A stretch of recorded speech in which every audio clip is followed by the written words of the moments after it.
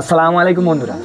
ভাই আমি এই ভিডিওটা বানাচ্ছি আমাদের জাতির লেগে, আর আমাদের জাতিকে ছোট করার জন্য নয় বা ছোট করার উদ্দেশ্য নয়।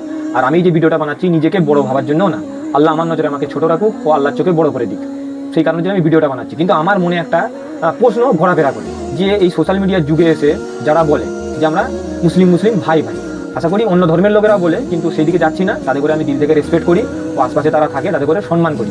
কিন্তু এই যুগে যারা বলেন আমাদের দিনী ভাইরা যে মুসলিম মুসলিম ভাই ভাই, আমি বলতে চাইছি কেমন ভাই ভাই?